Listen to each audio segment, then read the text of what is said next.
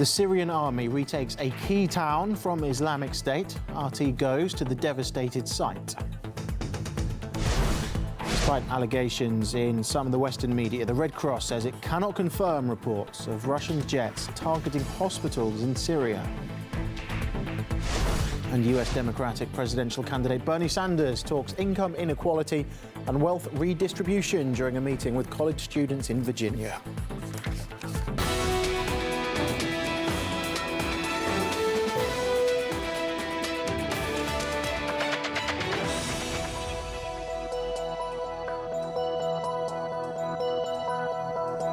Hello, you're watching RT International, coming to you live from Moscow. It's now 10 a.m. in the Russian capital. I'm Paul Scott, and it's good to have you with us. Syrian government troops are retaking ground from jihadists. Earlier this week, after months of fighting, the strategic town of Morek was cleared of militants. Murat Gazdiev went there for RT. Before fighting began here, the town of Morek was in the midst of a construction boom. Tens of thousands of people lived here in prosperity. Now it looks like something out of a World War II documentary. While most of the town has been under government control for a while, only recently has it been cleared entirely. The jihadists forced from the outskirts. Street fighting is always the worst for all sides involved. It's incredibly costly and bloody. But judging by the damage here, they didn't just contest every house, they fought over every room. It was very difficult clearing the town, but we managed, thanks to our support and artillery. This soldier we met was wounded in the countless battles for Morek, and he says it may not be over yet.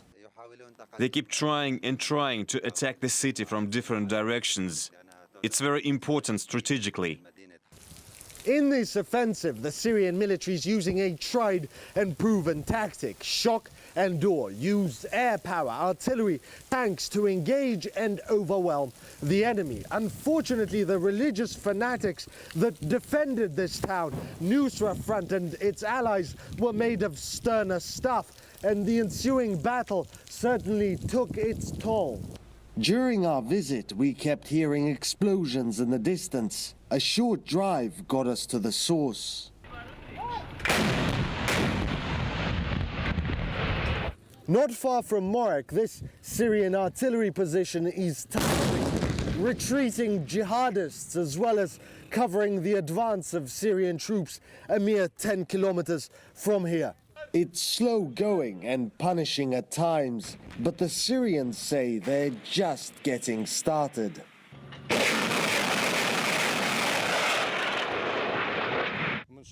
Next, we plan on moving toward Idlib and liberating lands held by terrorists, all the way to the Turkish border. Murat Gazdiev, RT from Morek, Syria. Well, the Syrian army is supported by Russian jets from the air. In the latest sorties, more than 100 terror targets were destroyed. That's according to the Russian Defense Ministry. Warplanes bombed bases, transit points and arms depots, including a command post of Al-Qaeda's Syrian branch. Well, since Moscow started its air campaign in Syria, Western media have been publishing reports that Russian jets are targeting Syrian hospitals. Russia's Defense Ministry has denied the accusations. We contacted the director of operations of the Red Cross, which has people on the ground in Syria, to clear up the claims. We've seen these reports as well, but in the absence of any first-hand information coming from our teams on the ground, I can neither confirm nor deny these allegations. What I can say is that international humanitarian law fully applies to airstrikes undertaken by any party in Syria, including third parties like Russia, and our teams on the ground, in addition to providing large-scale humanitarian assistance, are also monitoring the conduct of hostilities, the use of force, and in case we have concerns, we will share them directly in a bilateral and confidential dialogue with the relevant party. Well, RT got a first-hand account from the ancient city of Palmyra in Syria, which is under ISIL control. The terrorist group has been systematically destroying the UNESCO heritage site It's now the front line of the Syrian army. RT's Lizzie Phelan is one of the first international correspondents to gain access to the area.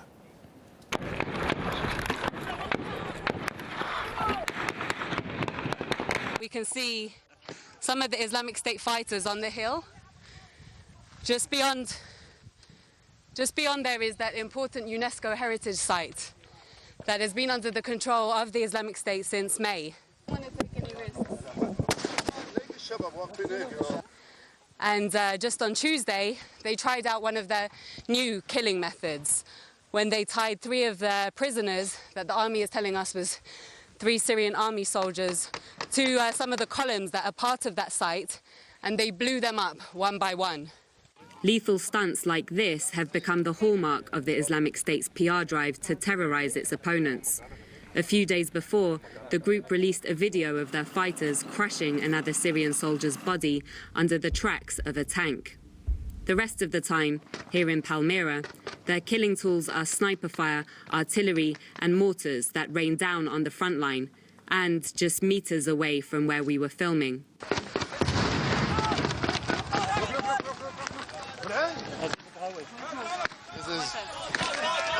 There's a mortar just landed over there. Landed just next to our car.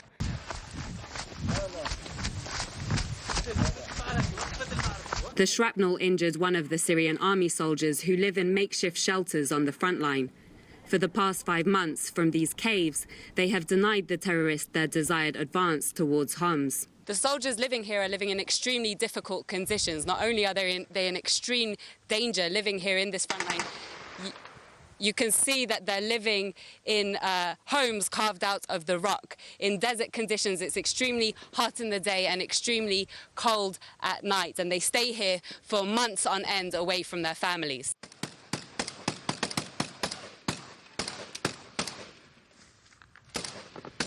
In spite of the losses they've suffered and facing death every minute, the soldiers told us that their spirits remained high. The army is preparing for an imminent offensive to retake Palmyra, but of course that operation is extremely sensitive, given the reports that the Islamic State have laden the ruins with explosives so that when the army goes on the offensive, they can blow up this precious piece of history once and for all. Ways to prevent the destruction of heritage are part of the militarist plan. It's top secret and cannot be disclosed right now. General Fouad says the time for the offensive is ripe. On the front line, the results of Russia's airstrikes can be seen by the naked eye, like the burning targets and armed terrorists running away amid the strikes. We also hear their screams through communication devices as they call for help and reinforcements. Their morale is weakening. Lizzie Phelan in Palmyra, Syria, RT. The president of the Society for Historical Archaeology at East Carolina University says trafficking antiquities is one of the main sources of income for the terrorist group. The loss of human life is horrible and tragic, but compounding the human tragedy here is the loss of the cultural heritage, the loss of our shared past. I don't think you can overestimate the tragedy of both losses. And not only are they destroying the sites, but they're also looting the sites and selling the artifacts from them to further finance their work. So I would plead with anyone who's in the market for ancient artifacts to just consider that by buying these artifacts, you're supporting what ISIS is all about. The Iraqi government hasn't asked for and does not need US boots on the ground to fight Islamic State terrorists. The statement comes a day after the Pentagon said it won't hold back from deploying troops to Iraq to battle ISIL. RT's Marina Portnaya has more. It might be a misunderstanding, it might be miscommunication, or it might just be that U.S. officials didn't bother to coordinate or consult with Iraqi officials before announcing that America may increase its military footprint in Iraq. So now Baghdad is saying thanks, but no thanks to the prospect of more U.S. boots on the ground in their country. A spokesman for Iraq's prime minister did tell NBC News that, quote, this is an Iraq affair, and the government did not ask the U.S. Department of Defense to be involved in direct operations. That was recently proposed by Pentagon officials in order to increase the anti-ISIS offensive. We won't hold back from supporting capable partners in opportunistic attacks against ISIL or conducting such missions directly, whether by strikes from the air or direct action on the ground. Additionally, Baghdad has made it explicitly clear that any U.S. or foreign military involvement in their country must be cleared through the Iraqi government first. Now, the U.S. currently has a reported 3,300 troops in Iraq to train, arm, and support the Iraqi forces there. And that is something Iraqi officials are welcoming. But clearly, Baghdad is not enthusiastic about the U.S. Having a free-for-all in Iraq and launching ground operations, particularly announcing that there are possibility before even consulting with the government of Iraq. US Democratic presidential candidate Bernie Sanders has talked wealth redistribution and called for raising the federal minimum wage. He was addressing college students in Virginia. RT's Ganesh Khan has the details. This place is packed with students. Bernie Sanders may be 74 and looking like your grandpa, but for millions of Americans under 30, he's the coolest presidential candidate. Bernie is so inspiring to me that meaning this t-shirt is a really important symbol of being part of the movement. From him, they hear everyone deserves a fair start that involves free education at public colleges and universities and free health care. The political establishment has brushed him off as a socialist. In Washington, that word is almost an insult. We need to make public colleges and universities tuition free. Many people say free health care and free education, it's un-American. What do you think about that? I don't believe that's un-American. I believe that's the American thing. Like, if we want to live out the American dream, we have to have the tools and the material to be able to do that. Yeah. If we don't have free health care, free tuition, how are we supposed to thrive as Americans? I think it's un-American not to give Americans that support. To see someone who's going to come forth and really speak his beliefs, and someone who's going to stand by his voting record, and someone to have a voting record on rights that's so clean like his. I feel like I can trust his words. I like his philosophy of equality for all people, including free health care and free education. So I would like to see that kind of change in America. Bernie Sanders is the first politician that I've ever paid any more attention to than just to say they're a puppet of the corporations. So much enthusiasm in this crowd. Bernie Sanders is betting on young people because they're the ones who truly understand what it's like not to have a fair start. This is the most indebted generation in U.S. history. How can they have a fair start when they graduate with a debt of more than $100,000 when they want to start a family, buy a home, and they can't? And that is the reality for millions of young Americans today. It wasn't like this 20 years ago, but something went very wrong, and these young people want to fix it. The chances of Bernie Sanders winning the Democratic nomination are low. Hillary Clinton has all the infrastructure to win it. One of the predictions that people are making is that all this incredible energy that young people pull together to really change something will be for naught, and that the establishment will win again. At Bernie Sanders' rally in Fairfax, Virginia, I'm Ganesh Chakyan, RT. Socialist ideology seems to be in vogue in Britain as well right now. Bookstores in the UK are reporting a mini boom in left-wing literature, with many saying the rise of Labour Party leader Jeremy Corbyn is partly the cause. That's ahead.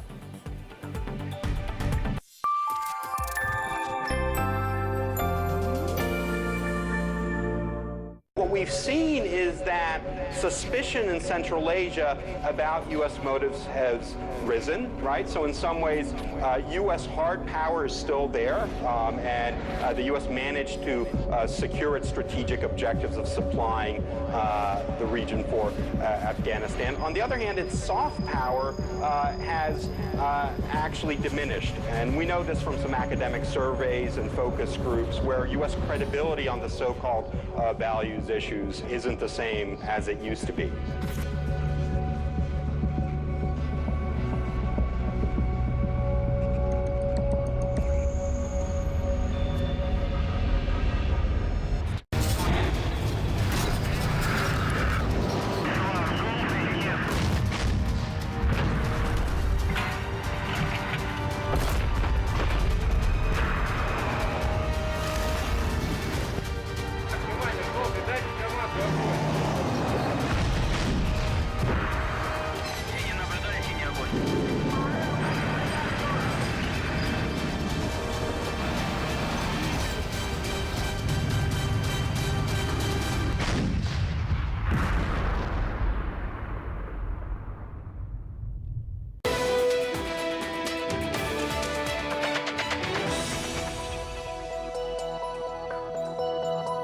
Handguns and rifle sales are spiking in Austria, with some shops reporting they're even running out of stock. Here's what one shop owner says.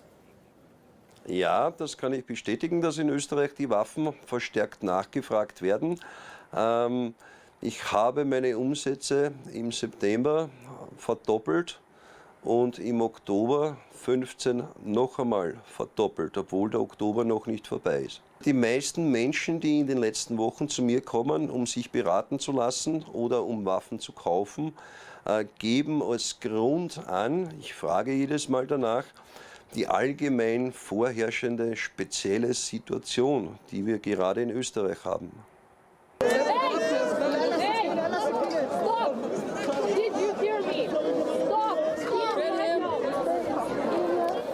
Well, the current situation mentioned there is the influx of refugees entering Austria. Up to 8,000 cross the border every day, with authorities saying that number could soon rise to 12,000. And in the face of the migrant crisis, the country's government seems to be retreating on some of its own ideas on how to tackle the problem. 2 months ago, the Austrian Chancellor was an outspoken critic of Hungary's initiative to build fences on its border. Werner Faymann said then that it would solve nothing. Fast forward to the end of October, and the Chancellor announces the start of special construction measures at its border with Slovenia. That while still insisting that fences have no place in Europe.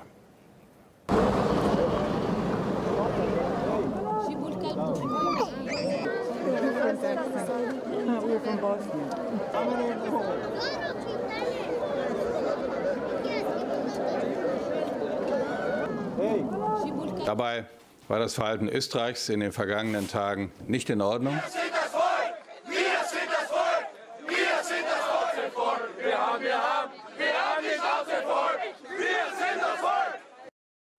In neighbouring Germany, the desired final destination for many of the refugees, there is still an open door policy, but Chancellor Angela Merkel is coming under increasing pressure to give up that approach from the opposition and from her own coalition partners. Thousands of Eurosceptic Alternative for Germany party supporters have rallied in the city of Erfurt with banners reading "Merkel must go." A few hundred metres away, however, a counter-protest was held, welcoming the migrants and condemning any plans for a closed border approach. Now coming up, no Yakuza Halloween for children this year. Japan's biggest crime syndicate cancels its annual trick-or-treat event for neighbourhood children out of concern it may put them at risk. UK Labour Party leader Jeremy Corbyn may not be the mainstream media darling, but the ideas that he stands for appear to be winning over much of the public. Many British bookstores are now reporting an explosion in sales of Marxist and left-wing literature. RT's Polly Boyko went to find out more. Well, books like these used to be the preserve of politics students and veteran activists, but not anymore, because an increasing number of Brits are buying up literature about radical left-wing ideas. Sales of books like these are booming. As you can see, we're out of Capital Volume 1 because people have been buying it so much. But, you know, for other people, it's things like this, The Little Rebel's Guide to Marx. We have a whole series of these Rebel's Guides, but we're having to reprint the Marx one. We're almost out of it. Andrea Butcher runs Britain's largest socialist bookstore. She says the increase in sales is linked to the rise of Jeremy Corbyn, the left-wing leader of the UK's opposition Labour Party. I think one of the things that the Jeremy Corbyn victory has done is it's given people a shot in the arm. It's building up confidence, so people are looking to those books that help them in the fights that they're now facing. And those fights, it could be around housing. So, for example, we've got books on austerity and housing. Do you think all this is a precursor to something? I hope so. I mean, you look around the world, you know, particularly you look at what's been happening in Greece and perhaps Spain and Portugal and elsewhere. It's quite exciting times, I think, for socialists at the moment.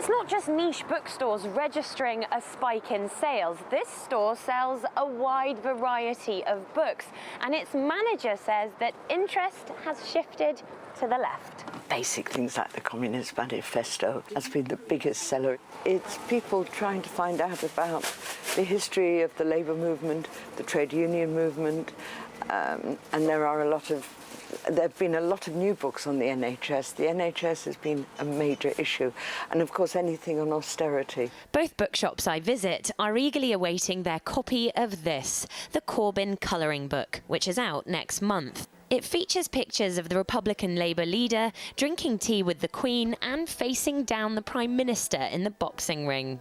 I'm trying to reach out to everyone across the political spectrum. So if you want to pick it up and draw horns on him, that's fine. You can do that. But he's someone to hold to account, a kind of centre-right zeitgeist that is sort of trundling on happily without opposition. And I think it's important to have a voice on the left or on the right or, wherever. I think those differences of opinion are good. And being under voting age is no excuse for not knowing your Corbyn from your Karl Marx. It's so popular. Click Clack Moo is always selling out. I think the barn is too cold. So the cows are in there typing a letter. Dear Farmer Brown, the barn is very cold. We'd like some electric blankets. Sincerely, the cows. So he says no. So the cows went on strike. Leave a note on the farmer's door. Chickens join in. There's a bit of secondary picketing going on. It all gets very exciting.